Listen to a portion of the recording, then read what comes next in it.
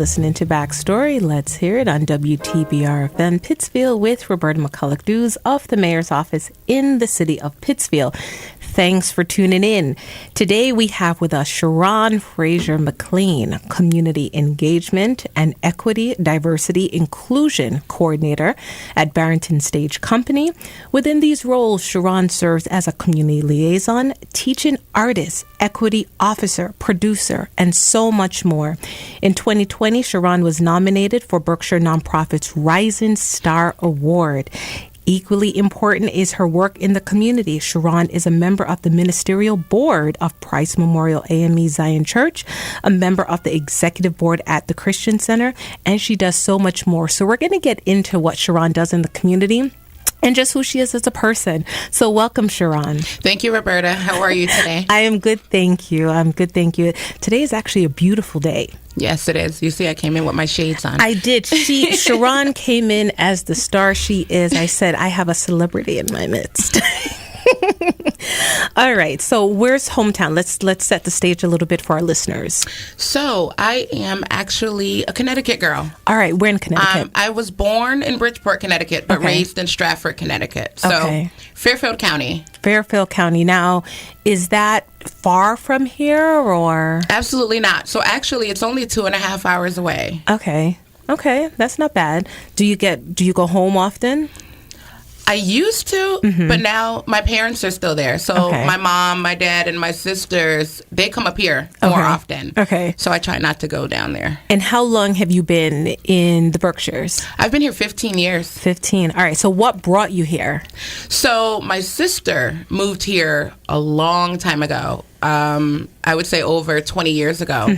And she got married, had a couple of kids, and she had a really bad accident where she was disabled.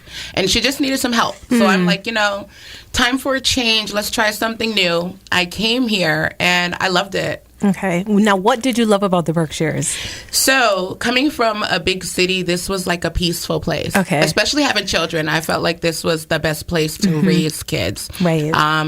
Coming from a more urban place in Connecticut, a lot of gun violence and things like that. Right. And especially having sons, I'm like, I wanted to give them a chance. Let's be real. Little black boys, they can become victims of their environment. The lure of the streets. Yes, let's give them a chance to, figure out who they are and to have a safe place. So I know that feeling because I always tell the story growing up in the Bronx, and I've been away from the city for 20 plus years now. And when I do go back, there are parts of it that feel very familiar, but there's also parts that I don't even recognize anymore. And I couldn't imagine raising my kids in an environment because they have a peace right now, and there's a lot that they don't know. I love to joke with them and say, you guys are like suburban kids. Exactly. Exactly. You don't even know. So it's such a different environment, and I could see why you love this area. Now, what are some of the favorite things to do when, are you an outdoors person? So here's the funny part. I'm not an outdoors person at all. But when my family and friends from home, they ask, why do you live there? It's so cold. Yeah. And all I do is send them pictures from the overlooks. But and isn't it cold in Bridgeport? It is, but there's usually like a 15, 20 degree difference. That's a big difference when we're, negative 20 here and, there's still like, yes. Yeah. So, I think it's the artist in me. I love to take pictures of like the lake and from the mountaintops and things like that. But I'm definitely not like a hiker or anything like that. You're the first, because everyone who has come on is like, yes, I love to hike. No, I don't like bugs. No. I'm not an outdoor person. I drive there, I get out, take my pictures, jump back in and get out of there. Like, that's me. So I got to give you a story. So I like to hike. But I don't like camping. I tried camping one time, not here when we lived in upstate New York, and I don't like it. No, that's not me. I'm like, nope. I'd rather book a hotel. Yes, that's me. I need to have a bed. We can go glamping. We can have the whole setup. Yes. But I don't want to be sleeping on rocks. No, they make fun of me. I called myself hiking to the waterfalls up in Dalton, I believe it is. Which one is that? I don't know, but it's so pretty. And, like, you just walk through, like, first of all, it was so many bugs. But everybody made jokes because I'm out there hiking and I have on, like, fur slides. What? And, yeah, because I didn't know I had to walk there. Fur slides? Yeah. Oh, no. So I just thought, you can just, like, walk through the little pathway and you get to see the pretty waterfall. No, you got to hike there. And, yeah, I'm like, okay, let me get all my pictures and videos now because I'm never going back. So a little secret, back in the day, I remember everyone used to use Avon Skin So Soft for like insect repellent. Yeah. And it worked. So no. My mom, oh, no. That takes me back to too much of that stuff. It does? Yes. Okay. We don't need it. Well, so you know what? Everyone has to find what works for them. And I think that's the beauty of the Berkshires. There's something for everyone. Absolutely. So if the outdoors thing isn't necessarily your thing, I want to know, what were some of your extracurricular activities growing up? So, okay. So when I was little, I was in love with Whitney Houston, and I always wanted to be a singer. So, as you know, I sing now, but I just wanted to be a performer. And when I was in Connecticut, my 20s, between my 20s and, 25, I spent a lot of time performing. I was a contract karaoke singer. Really? Yes, and it was so much fun. I was Connecticut's queen of karaoke, and what I would do is I would go to different karaoke events, and I would get paid to be like you ever see the movie Seat Filler, where people would like get paid to come and like sit in the awards? Well, I would get paid to like amp the crowd up and sing in between people, performing, just to get people into the groove of karaoke. How did you get this gig? I went to karaoke one day and met this guy, and he was like, "Oh my gosh, you're phenomenal. I want you to come work with me." And so you were a plant. Listen, let me tell you, the money was so great. I quit my 40-hour job and worked in the nightclubs as a karaoke singer. It was phenomenal. So, doing that for several years, it was like, okay, I got that out of my system. Coming here was more like a peaceful place. Like I did the running around, the nightclubs and all of that stuff. And it's like now, I'm a mom, I just want to relax and just raise kids. So here, I call this my peaceful place. Your peaceful place. Yes. Now, did you want to, when you came here and you shifted gears, did you think about, okay, how can I shift in terms of my vision for my future, professionally wise? So I never wanted to be a professional singer. I love to sing. I feel like anytime you do something that you love and it turns to a job, then it takes the joy out of it. Interesting. So, yeah. So, and as you know, being a minister now, I kind of sort of did this whole soul searching thing. And I was like, I can still sing, but I'm only going to sing for God. So I still get that feel. Every Sunday I get to sing in church. Right. So I still get to sing. So, it feeds that craving. Yeah. But more so, I think I'm at a point in my life where I kind of sort of want to pave the way for other people. I'm more so like, I really am in tune with young people. Okay. So if singing was the passion, but the passion didn't necessarily equate to the profession, what was your dream job or profession apart from singing? So I wanted to be a lawyer. Okay. Yes, I wanted to be a lawyer, but I was a teen mom. I had my first kid when I was 15 years old. Okay. And when I graduated from high school at 18 years old, I had two daughters then. I had a 3-year-old and an 8-month-old. Okay. And I was so really, really focused on, not becoming a statistic. I never wanted to, teen moms, the first thing they think is, you're on the system, you're getting government assistance and things like that. And, my mom, she's one of those really, really strong independent women. And she's like, listen, okay, this is your situation, this is where you are, but this is not going to define you. So, you're going to have to work a lot harder to show people that you're not a statistic. Right. So, I'm really good at arguing. I love. I said I can make a perfect PI. Like, I love to research. So I was like, I want to be a lawyer. Yeah. And when I found out how long it takes to go to school, I was like, I can't do this with 2 small children. So what I ended up doing was I went to a business college for to become a legal secretary. Okay. And I loved it. And I went through the program, and as I'm going through, and you do your internship, I had an internship at a law firm, and the first thing the attorney said to me was, as a lawyer, he said the paralegals do all the work, And, we get all the big bucks. Now, here I am, a legal secretary on the track to become a paralegal first. Yeah. And I was like, oh, no, that's not going to work for me. Did he say that in jest? Yeah, no, he just was like, I thought he'd think he was being funny. He was like, but I'm like, okay, that's not going to work for me. Right. I can't do that. I got kids. I got bills to pay. Right. But at the same time, too, I want to have ownership over what I do. So I finished the program with just the certificate so I can work in a law firm, learning basic law. Yeah. But I switched gears to business administration. I'm like, you know what? Let me open this up. Right. So I can, go different places and do different things and not be limited. Because I'm like, lawyer off the table. Right. I too wanted to be a lawyer. That was like my first career choice because everyone said I could argue well. See? They were like, you have to use your mouth or something. That's right. So I definitely understand that. So business. So you thought that you were going to go into the business realm of things.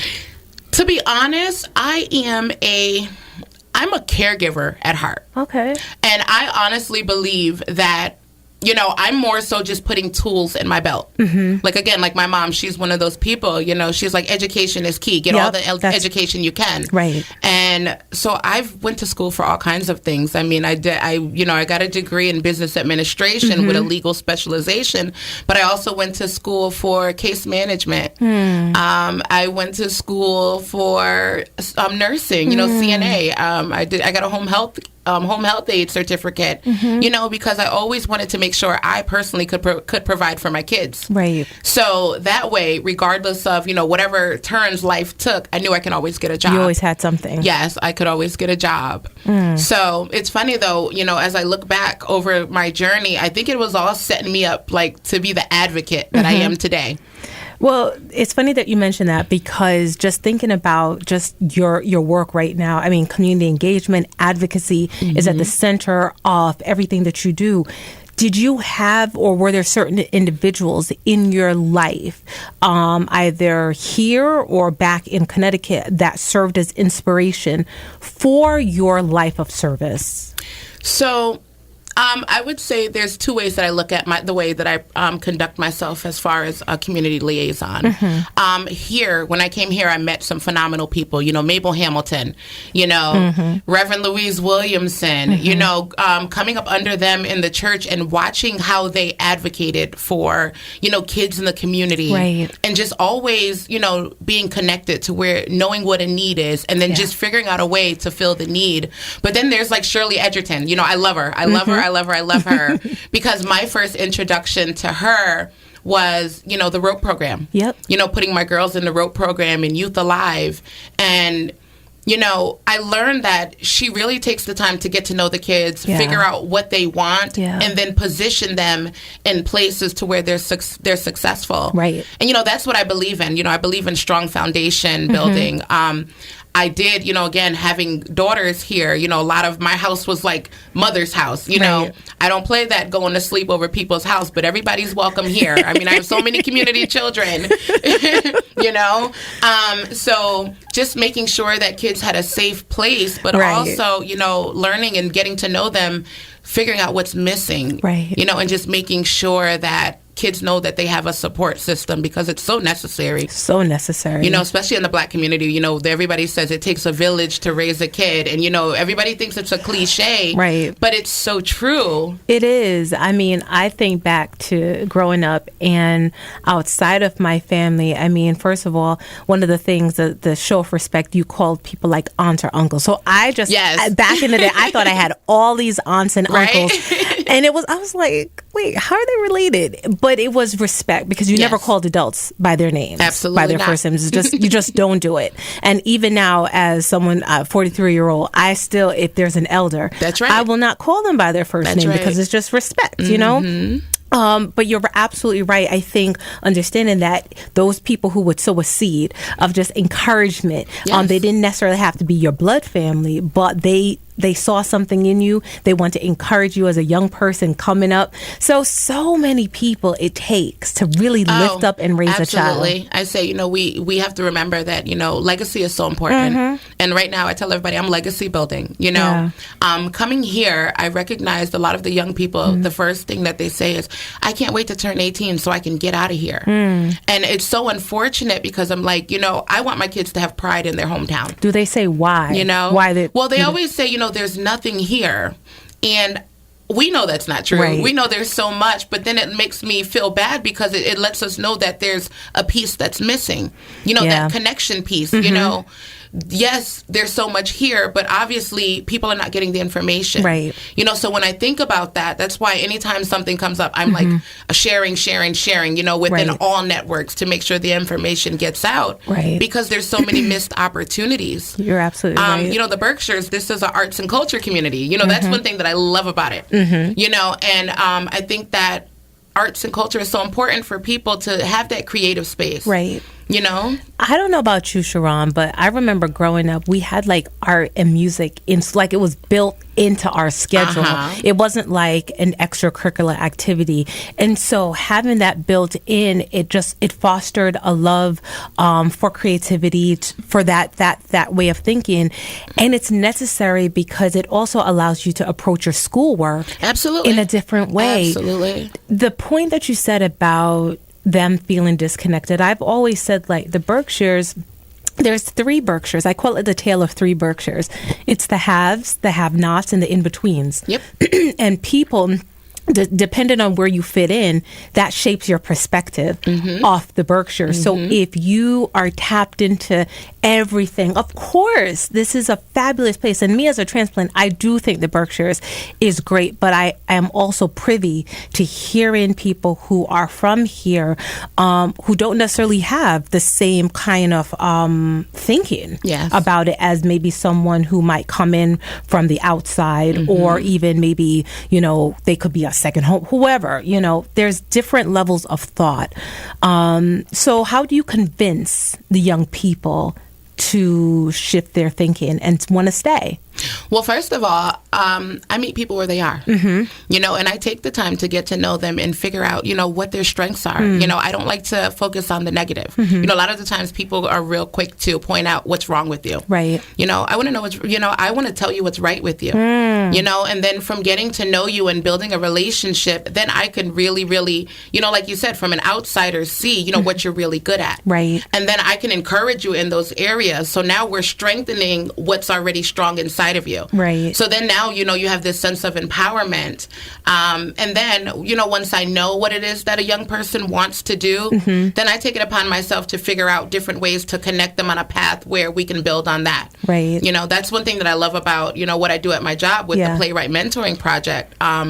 I work with the DA's office with a group we call the Excel Group. It's a group of court-appointed students who, instead of being arraigned, they get diverted into this program, and upon successful completion, that record gets wiped out. Okay. So, and let me tell you, these kids don't want to be there. And I mean, I've encountered so many different situations, with students, whether it's, violence in the home, drug abuse, family drug abuse, or themselves. Right. And I'm talking about these are kids that all they need is for somebody to say, you're important.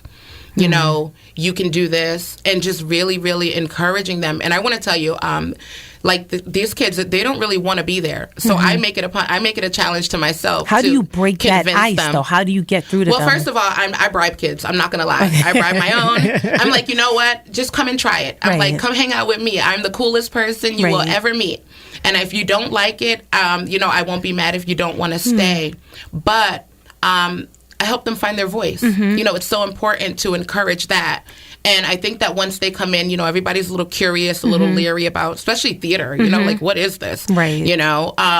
So as we spend time, getting to know each other, first of all, I take off the authority figure hat, the censorship. Right. We put youth in the forefront. Okay. Now it's like, this is your program. All I'm here to do is support you on the process. Okay. So tell me what it is that you need and what you would like to get. And then we work on, figuring out ways to get to that goal. Okay. So now, young people, a lot of the times, like I said, they don't have a voice. Yeah. We're always being told what to do, especially someone who got in trouble. Right. You have a probation officer telling you what to do. You have an attorney telling you what to do. You have the judge telling you what to do. Well, guess what? I'm none of them. Come in as your true self, and I bring my true self. I share some of my stories, letting them know, guess what? I wasn't always together either. Right.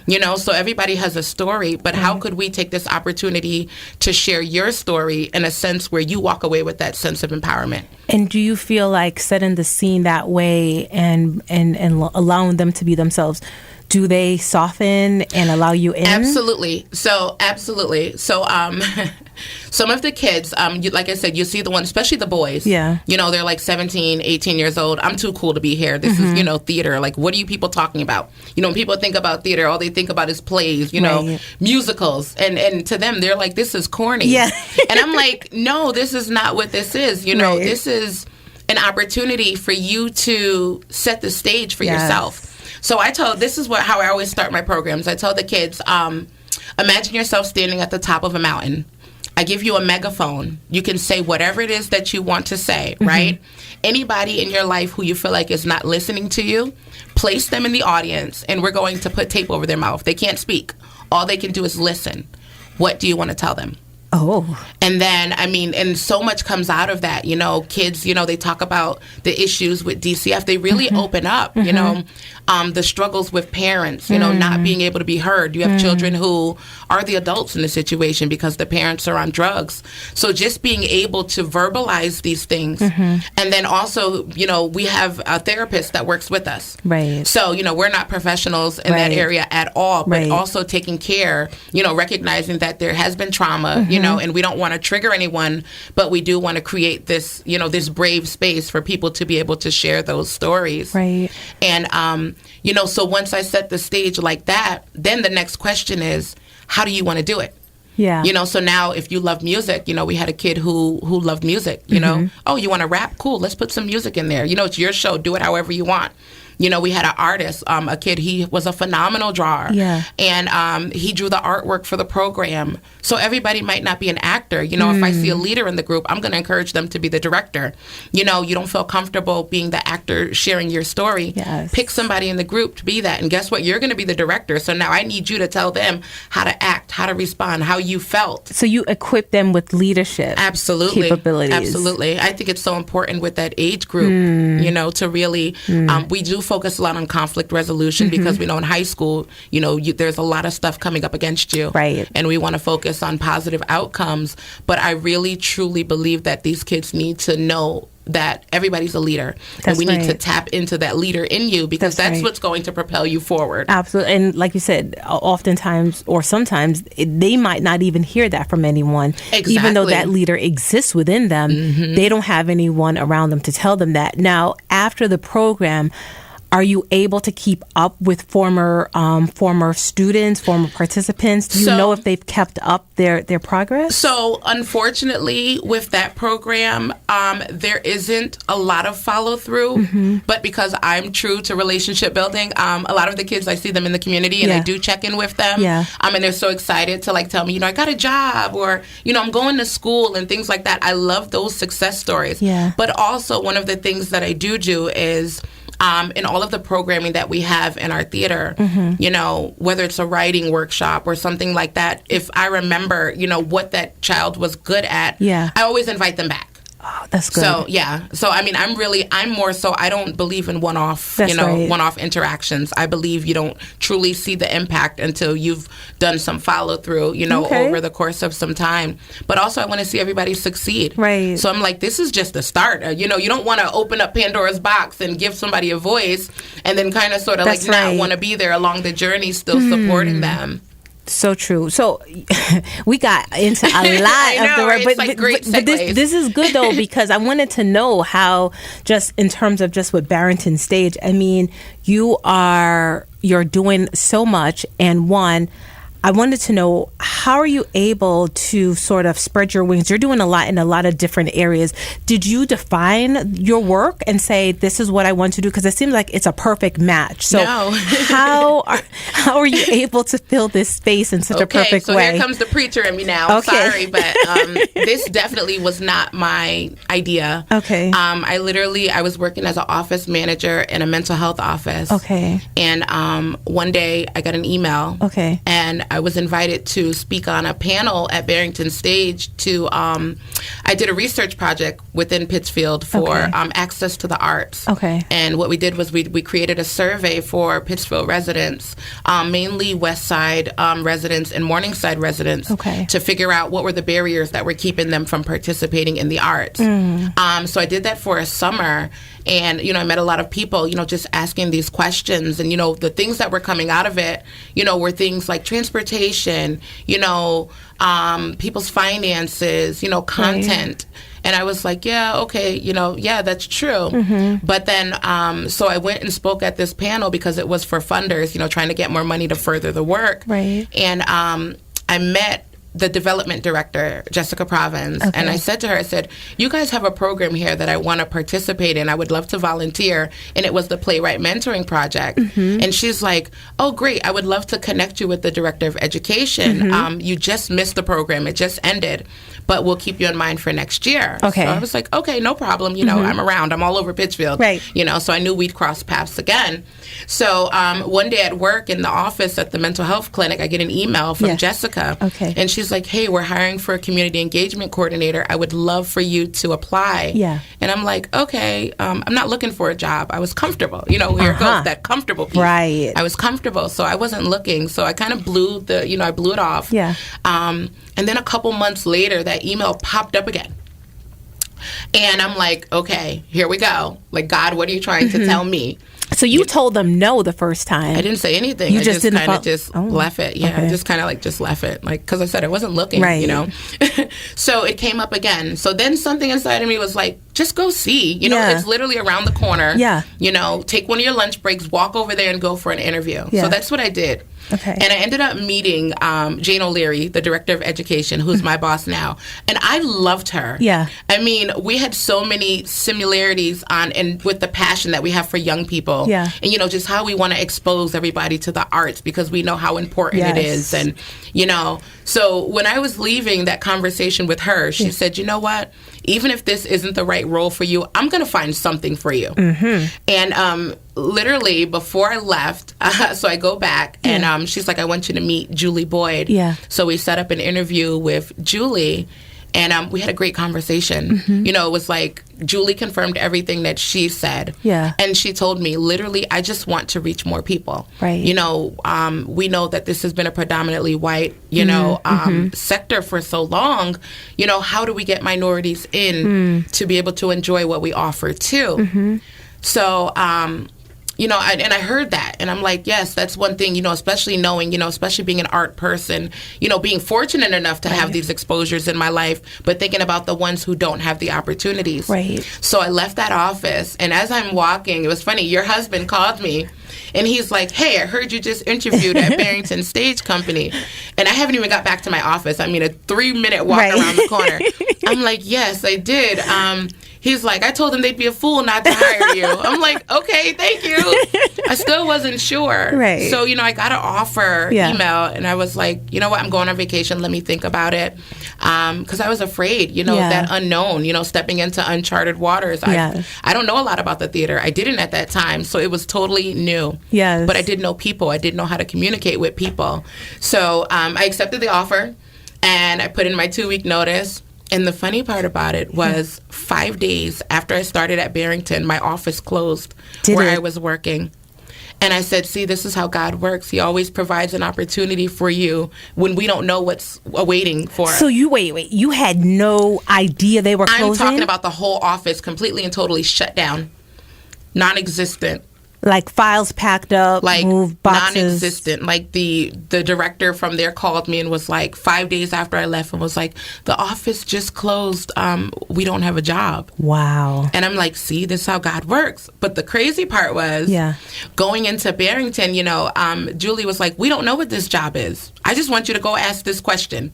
And that was, why aren't people coming? Figure this out for me. So that was like your thesis. Yeah. Why aren't people coming? And from that, we built this whole position around that. And and it has ballooned into so much. But it was more so, I kind of sort of had those answers from the research project that I did. Yeah. But also knowing it was so much bigger than that. Now like stepping into the theater world and really getting the other side, like knowing about, like all of the systemic racism and things like that I didn't know about. Yeah. Because I wasn't in the loop. And I really appreciated the fact that Barrington acknowledged this, and they wanted to do better. So I'm all on board. So I told Julie, I said, hey, I love this. I said, great. The only thing that I ask is if I go out and ask these questions, if I go out and bring people in, I want to make sure my people are treated right. So that set us on this long journey of, EDI training. That's the first step to effective EDI training. Yes. There has to be the willingness. Yes. And obviously Barrington Stage has demonstrated from the very beginning their willingness to do this work. So you mentioned Warren. So just for, full disclosure, Warren, he is a board member on Barrington Stage. So I just mentioned that because he was like, so people can understand why he would call Sharron. Yes. He was very happy for Sharron to be able to be a part of the Barrington Stage family. But it says something about Barrington Stage that they wanted to be uncomfortable, because EDI work is uncomfortable work. It's not easy. It sounds like it's trendy and fun, but it is uncomfortable because it's filled with uncomfortable conversations. Absolutely. And both sides need to be willing to do that work. And so how did you sort of navigate this terrain that basically you have carved out? So, again, building a relationship with the administrative team. Yeah. That was really important for me to know the intention behind the work. Because like you said, especially knowing, nowadays, this was like a cliche. Yeah. Everybody, EDI is trending. Yeah. But what is the intentionality behind the work? So for me, it was like we had this covenant, me and Julie and Jane, it was kind of sort of like we're true allies, and to me, it took a lot of humility for the acknowledgement of harm in the first place. A lot of places I saw were like not even in a place of acknowledging that this is an issue or a problem or it needs to be addressed. Right. People are real comfortable in their bubbles. So how do we shake that tree? Right. And I thought it was kind of funny. Here it is, an older white lady, like the one who's like the radical, like this isn't right. We need to do something. But also recognizing that she didn't have the answers. Right. So let me call someone who could actually get in and get the answers and get, have authentic conversation. So it was like, for me, I call it the double-edged sword. Yeah. Yes, I'll go out and I'll interact with community members who are comfortable talking with me, but also I'm letting them know the reason why we're doing this is because I'm paving a way for you. Right. My goal is to create a pipeline for more minorities into this sector.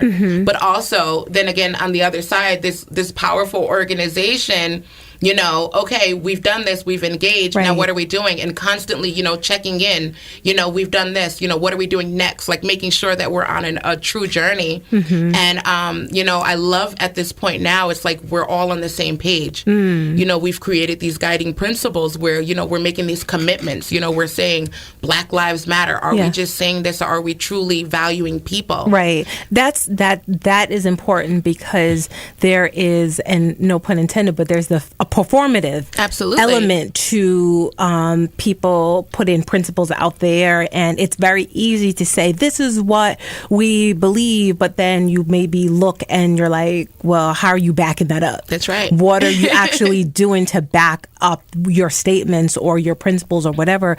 And so it's very important to sort of marry the two and make sure that there's synergy. So that takes me then to your the Black Voices Matter initiative at Barrington Stage. Tell me about that, what that entails, and what we'll see in 2022. Okay, so Black Voices Matter. So let's go back to 2020. George Floyd just got murdered. Breonna Taylor, the world's in an uproar.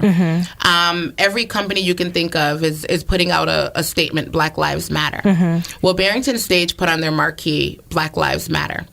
And I said to Julie Boyd, I said, I love this, but what are we going to do about it? Are we just going to make a statement? Because I was getting all sorts of emails. I mean, the makeup companies, Forever 21, all of these companies just randomly sending out this statement saying Black Lives Matter. But there was no action behind it. So now recognizing, we were already on this journey. We started cultural competency. We started implicit bias, white privilege. We were already doing these things internally.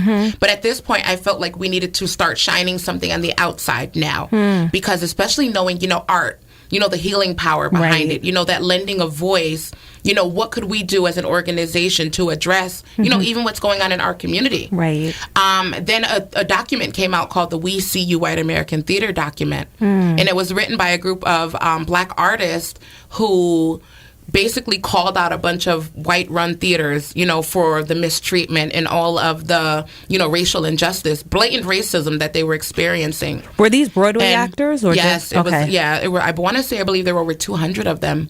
And our theater was one of the ones on that list. Really? Yes. And so I read the document. It was 33 pages long. And as a Black woman myself, I said, you know what? I believe that this list is a response to something that everybody experienced. So what are we going to do to address these things? What could we do at our organization? We can't be responsible for the whole world, but we can be responsible for our piece of the pie. What could we do to make sure these things that don't happen again?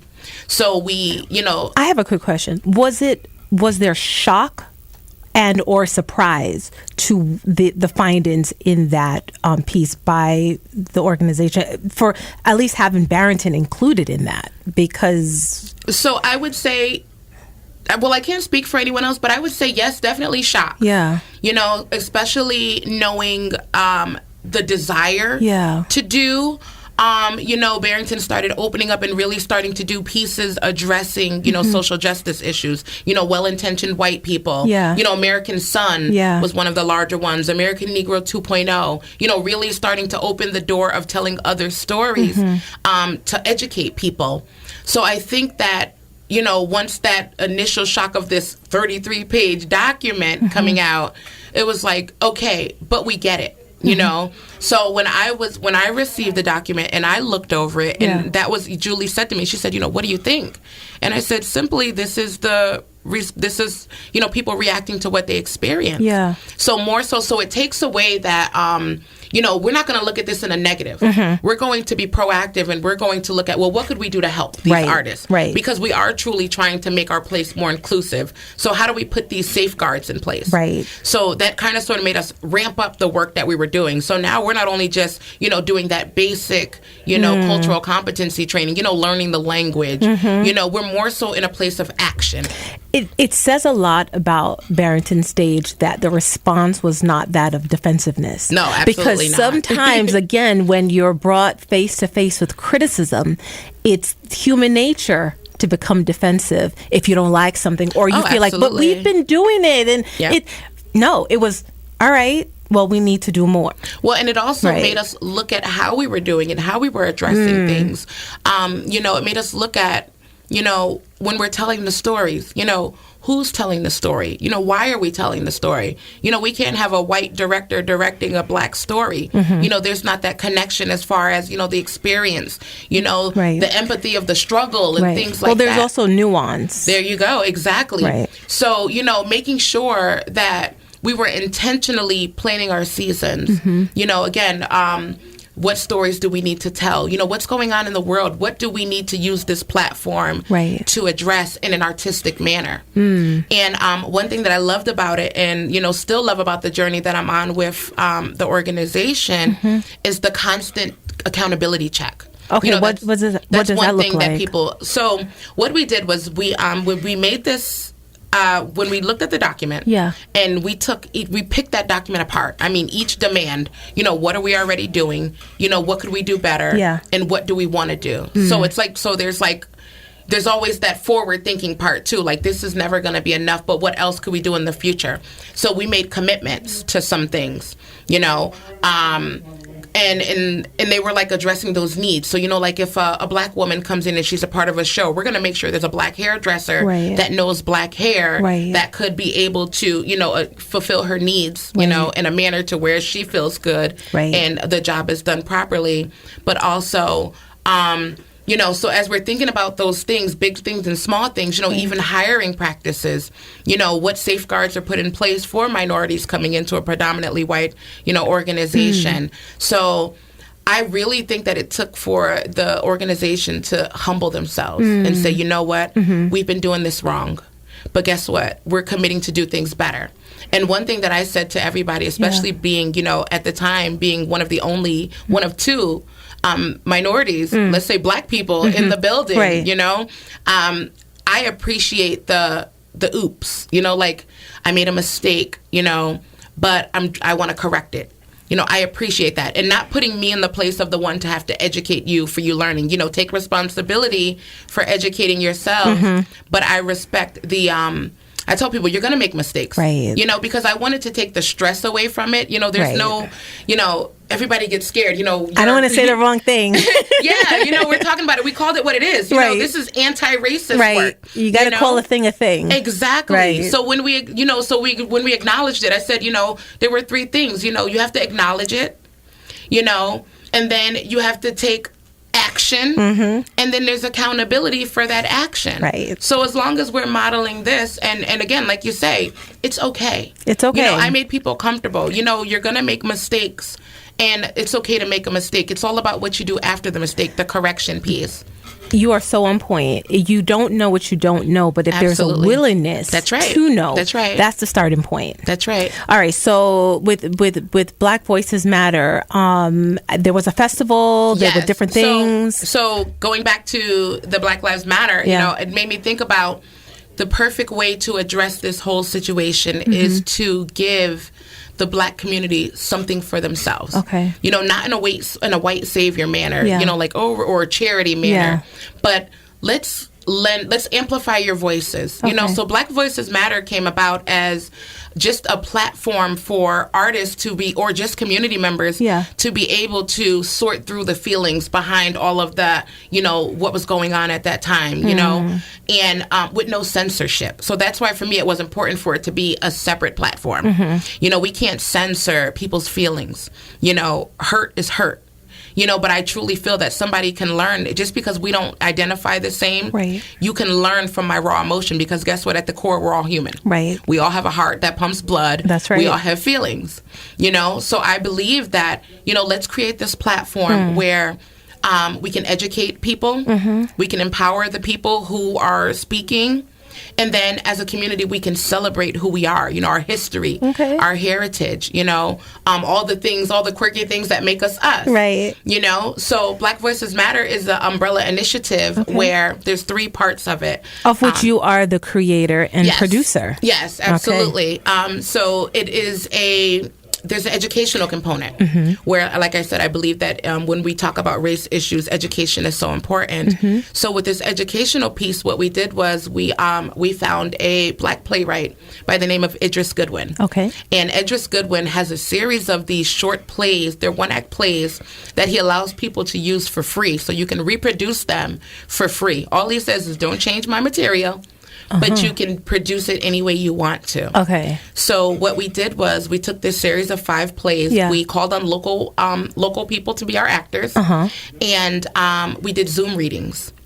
And so my co-producer for Celebration of Black Voices, Mel Powers, she's this phenomenal powerhouse. She's a director.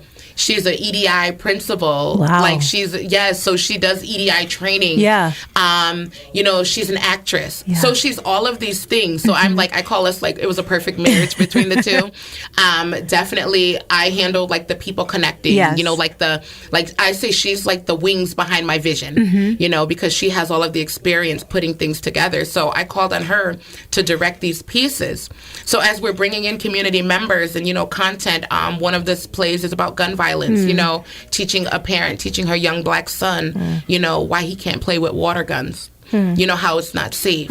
We did one about one we just did recently called Black Flag, where a young black college student, a young woman, her roommate was a young white Southern woman. And the first thing she does when they move into their apartment is ask her to help her hang her Confederate flag. So things like this, so they're great visuals for people to see. But the best part is the conversation after. So there's always a live stream of the content, but then we just have conversation with community members. Wow. Where, now it's like everybody walks away from this, whether you're a little uncomfortable, right. but it might spark something in you, a little bit of empathy, like, wow, or maybe I need to learn, So there's such great pieces. But what I love about that process is that with Mel, being an EDI, trainer, she really takes time in the rehearsals to educate the cast. Some of the shows we do have white actors that engage, but making sure people understand the content, and I'm talking about whether it's a history lesson. I mean, Sister comes in there with videos, right. We did one with Tamir Rice's mother, sharing her experience about, what happened with her son. We did one called Act Free, where it addressed, the emancipation of the slaves, but these young slave kids didn't know they didn't know they were free or didn't know what they would do next. Right. So, making sure people understood. I mean, there were interviews with people that lived on plantations, really doing the research to make sure everyone's understanding. So that way, when you're going into these characters, right. you can truly embody the character. Wow. So that's the educational component. So we make sure that, we have a tool for educating people and a visual, just making sure that they can, see and feel the emotions of people who are truly experiencing these things. And then there's a digital platform. We have a website, and it's an extension of Barrington Stage's website called Black Voices Matter, where we highlight, local artists. We give people the opportunity to submit their work, whether it's a song, whether it's a play, whether it's a picture, anything that they have that they want to get out there. We allow them to submit these pieces, and then we put them on the website. But more so, I look at that as a networking tool. Right. I've been in so many rooms where people say we don't hire BIPOC artists because there aren't any. Well, guess what? I got you a whole bunch. I found them. So you guys have created this pipeline. Yes, that's my goal. The whole ultimate goal is to create a pipeline and multiple entry points, though, not just the pipeline, right, but multiple entry points into, the arts and culture sector. So that's going to continue that's probably ongoing. That's forever. Forever. Yes, so that's forever. Will we see a new slate of for the festival for 2022? So now, Black Voices Matter Live. Yes. That's where Celebration of Black Voices Festival comes out of. Making sure the performers have a live stage to perform on. So this year we're already preparing for the festival. Excellent. It's going to be the second week of August. I want to say that Thursday, August 11th until Sunday. There's still going to be 7 events. Right now, there's going to be an adult talent show with cash prizes. There's going to be a poetry slam / story slam. There's also going to be a adult comedy show with a local comedian who I've met who reached out because of the initiative. So it's like a welcome home event for her to be able to headline her own comedy show in her community. Nice. I'm just loving it because it's an opportunity to meet so many more artists. There's other events, something for everybody.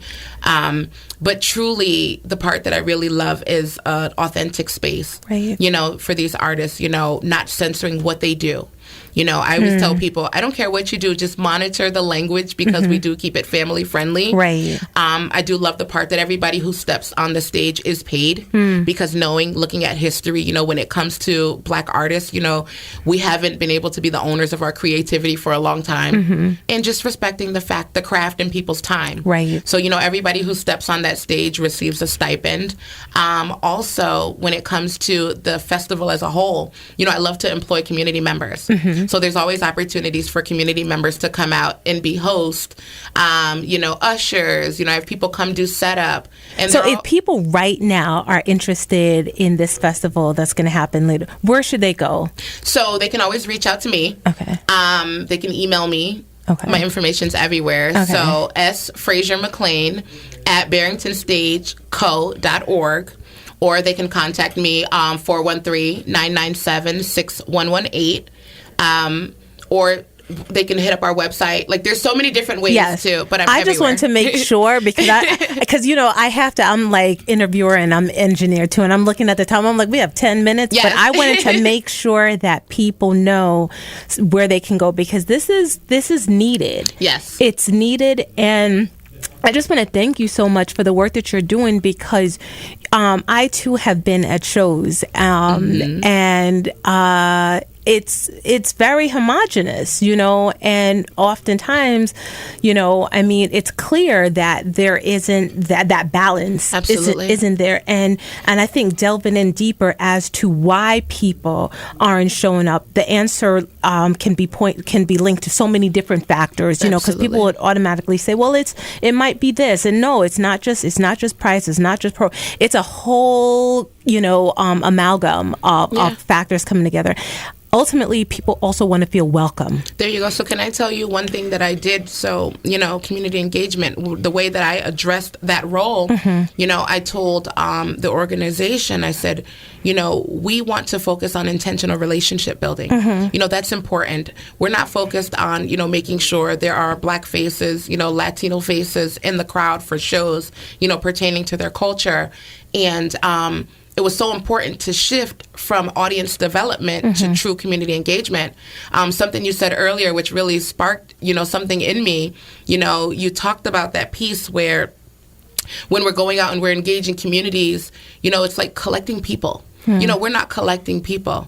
You talked about the communities within the community. Yeah. You said there's like 3 communities. Well, my goal is to break down all of those silos, using art as the vehicle to break down those silos, because I think people truly need to understand that we live in the city of Pittsfield. It's one community. Right. We have to do the work to break down those barriers between people.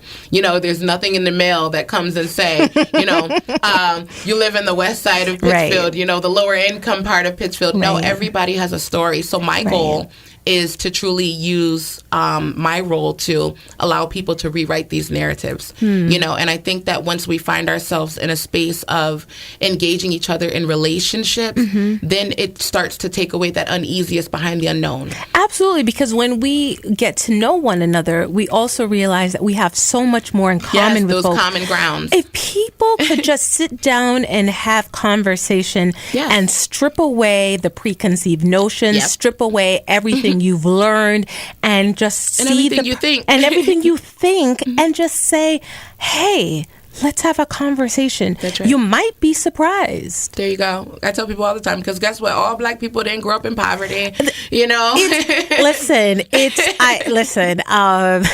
It's funny when we do these intersectionality. There's no monolith.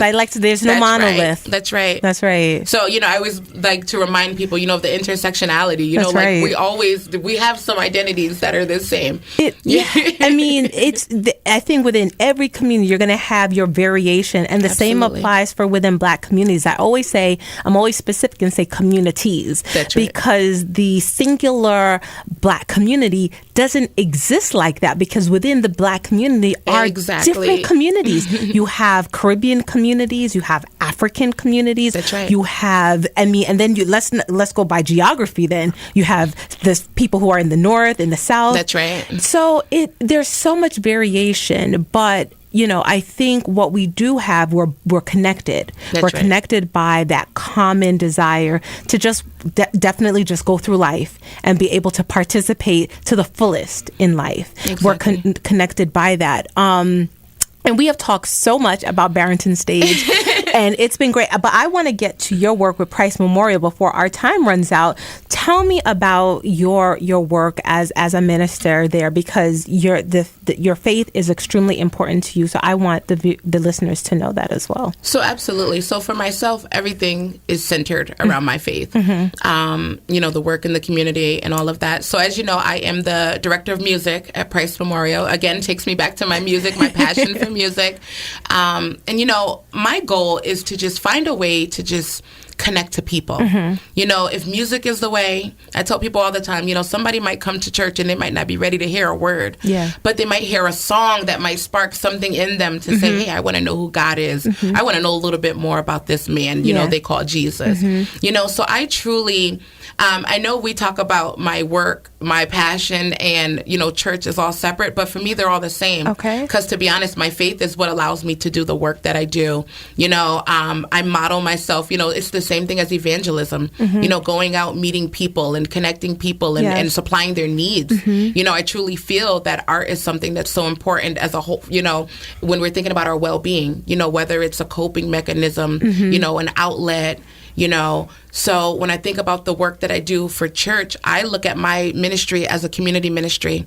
I'm bringing all the principles of the church, the Bible, and all of that to how I engage with people. And I think that's what allows me to have the grace when I'm walking into some of these rooms where I know I'm not welcome. That's okay. The Holy Spirit is with me, so I'm confident. God brought me here. He ain't going to throw me out here, to be treated any kind of way. But also, that's how I kind of sort of lead in like my EDI training. Pretty much treat people how you want to be treated. Right. And I feel like if people could adopt that simple concept and truly, walk in that, then we could start to heal a lot of the hurt and the harm that has happened. Right. So I truly believe that the work that I'm doing, because I didn't go to school for none of this, but it's the life experiences and all the things that God brought me through that ties everything together. And I'm like, I know for a fact I'm not on this walk by myself. So as I'm moving forward, he's connecting me to more people who are truly, wanting to do the work and really, really, wanting to capitalize on the opportunities. So I say I definitely pray a lot more. Okay. Just making, and it's more so prayers for other people. The people that I encounter. God, what could I do to help this person? Knowing, what my resources are. Right. And it takes me to the programming, that we do. Again, our educational program at Barrington Stage Company, it's truly, just we figure things out. If we don't turn anybody away. The same way you go to the church, they're not going to turn you away. That's our motto, right. And that's one thing that I love is, we find a child, we might find those hidden gems. Right. Oh, this kid is phenomenal. They're really, really good. They don't know this. But now that they've been exposed, let's invite them to one of our programs. Forget about how much it costs. Right. We find scholarships. So all of our programming, we make sure anybody that wants to participate can participate. And to me, that lends back to that evangelism, that giving people what they need, that sense of, it's so important to have that confidence and that sense of self-worth. Right. So to me, everything is coming full circle at this point. Interconnected. Yes, absolutely. And I could see it's a perfect fit. I mean, it's the blend of two worlds that just blend seamlessly. Yes, I have a job that does not feel like work. Absolutely. And you still get to sing. Yes, and absolutely. You still get to sing. All right, we have about 3 minutes left. So I'm going to just ask you, do you have a personal goal for 2022 that is on your heart? So a personal goal for 2022. So I don't want to assume anyone knows my story. So as you know, Roberta, my daughter passed away. My oldest daughter passed away in 2016. And she was the reason why I made this shift. Like I say, one thing about it is when you bury your child, you learn that time means nothing. And it kind of sort of sparked something in me that made me want to be more like her. One thing about it, she was everywhere. She was like a free spirit, but she walked in her truth. She was an artist. She loved to write. And it made me want to embody all the things that were important to me. Right. I got back to, my writing, and really, really working on that self-care piece. So my goal for 2022 is more self-care. Okay. I'm unapologetically telling people no.